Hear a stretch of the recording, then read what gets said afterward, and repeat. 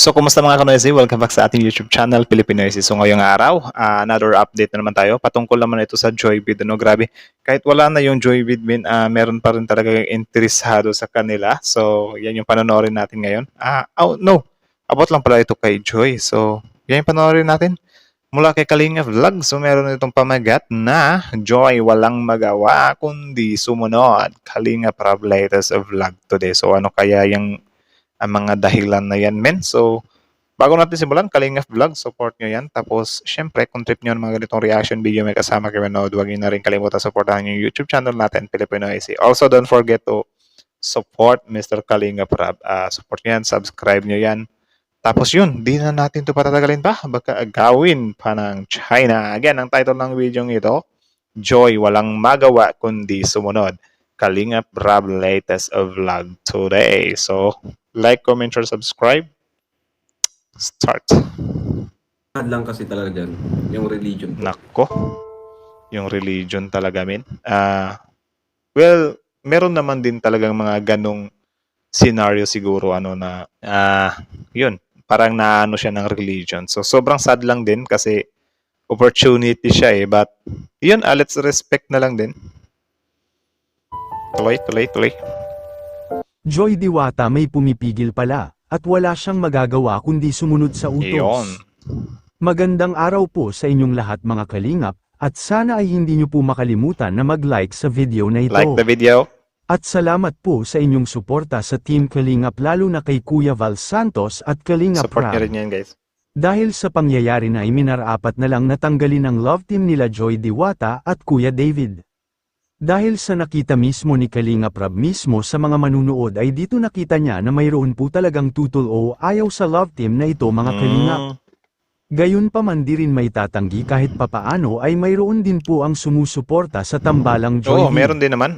Nakikita ko din naman yan na nagme-make wave din talaga. So, tuloy. Ngunit sa maraming kadahilanan na marami nga ang isyo na nagsilabasan. Kaya mismo si Kalingap Rab ay nakapagpasya na lang na ipatigil na lang niya ang teleserye na ito mga kalingap. At marahil may dahilan naman po si Kalingap Rab kung bakit ipinatigil niya ito.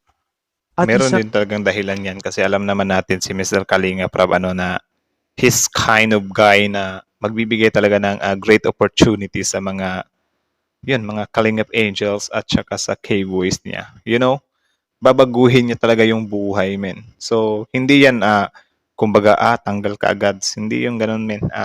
Parang dumaan talaga yan sa mga pagsusuri or yung may mga step-by-step decision ba hanggang sa nagkaroon nga ng final decision. And then yun, Miss Joy is, yun, natanggal na nga. So, anong nangyari? Kahit na natigil yung Joy vid, wala na si Joy. Anong ginawa ni Kalinga Prab? Iniwan niya ba sa ere si David? Hindi naman, di ba? So, now, ito na.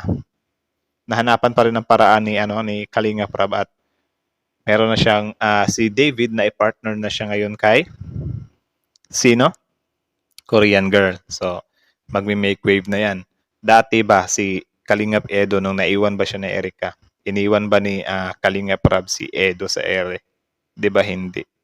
So, ngayon, lumakas na ng lumakas ang EDC. So, dito natin makikita guys na ano talaga si Kalingap Rab. Iniisip niya talaga yung mga opportunity ba na ibibigay niya sa mga K-Angels and boys niya, di ba? Yun, dun pa lang, panalo ka na eh. Tuloy.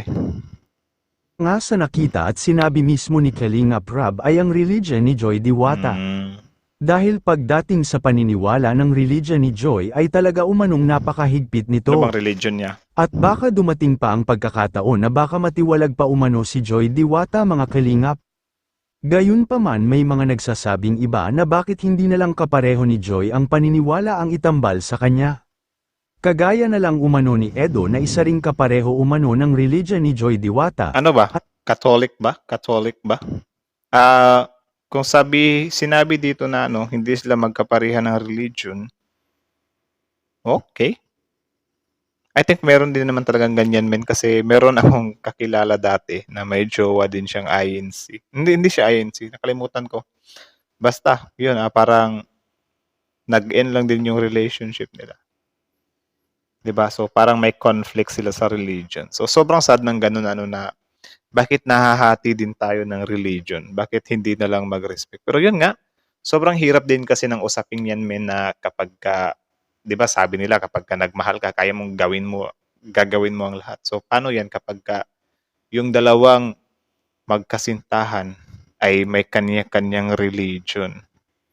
Tapos yung ending, ikakasal sila ngayon. So sinong magpaparaya sa kanila kung both parties ay sobrang diehard sa mga religion nila? Meron na bang mga nagsama guys na magkaiba sila ng religion? Up until now, like, halimbawa, 10 years na silang kasal pero simula pa nung una ay hindi na talaga sila magkapareha ng religion. Meron bang ganong mga senaryo? Tapos yung sa anak, paano ba ginagawa yun? Hati sila ng anak na same religion. Comment nga kayo sa baba guys, curious ako. So tuloy. At ito ay base lamang po sa ating nakita mga kalingap, subalit ay naging napakakomplikado nito kapag nangyari dahil alam naman natin na napakaganda na ng samahan nila Viancy at Edo. Yun. At mayroon naman din nagsasabi na wala nga daw gusto si Joy kay Kuya David, at ang gusto ni Joy Diwata ay di umano si Kuya Ayun. Jomar. Ang malaking tanong nito kung totoo nga ba ang mga sabi-sabi mga kalingap. Dahil ang mga nabanggit na mga pangalan ay alam naman halos ng mga manunood na mayroon na itong kanya-kanyang mga obligasyon. At lalo na ay napakaganda na ng samahan ng bawat isa sa kanila. Tama. Alam naman natin na dikit na nga si Jomar. Magiging effective lang yung ganyan na parang may switching kung totally talaga na mawawala yung isang party. Like for example, si Erica, kalimutan ko na tuloy siya. Si Erica, nung nawala siya, of course, need talagang i-pair up si Kalingap Edo sa iba. Pero parang ganyan kung mga switching or yung isa na malakas na sana tapos ililipat sa iba. Parang I don't think na pwede yun.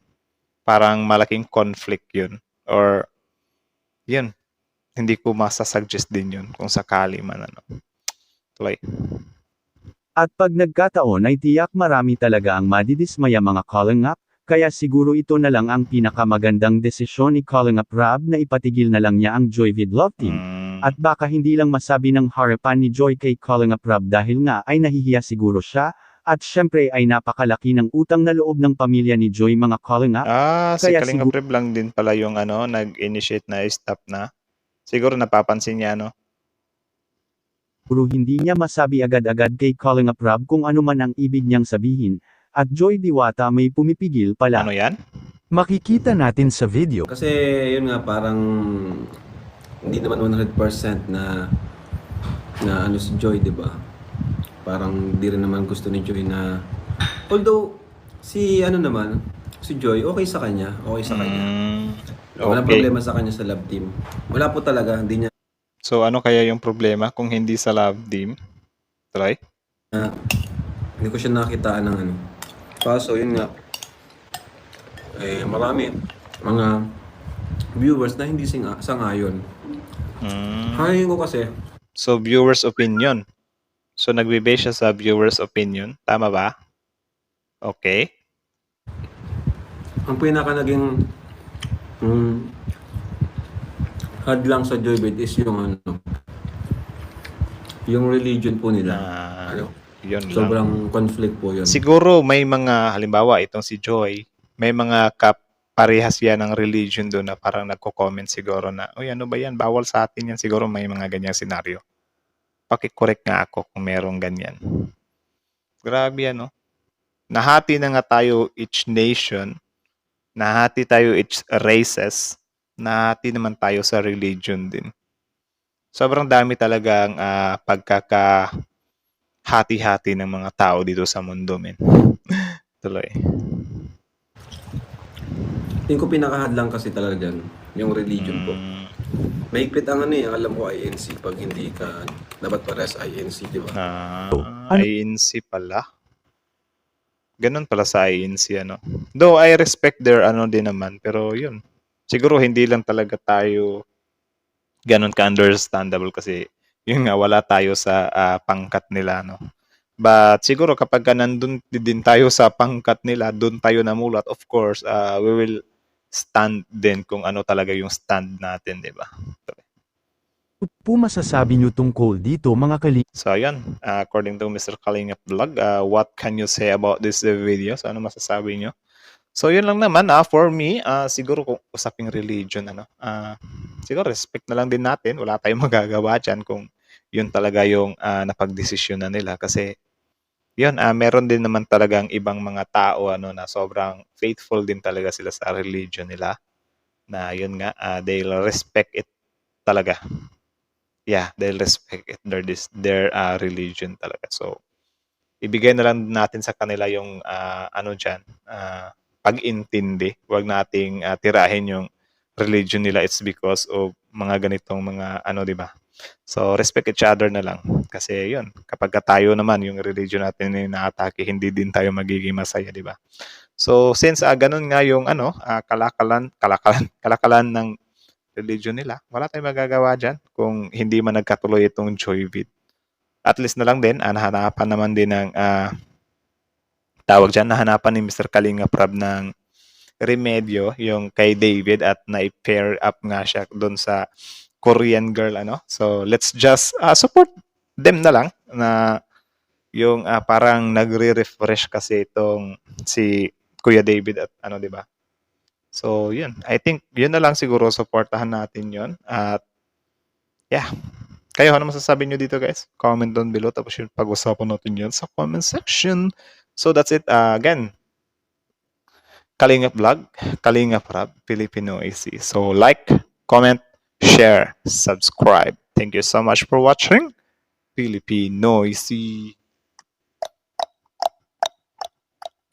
is out.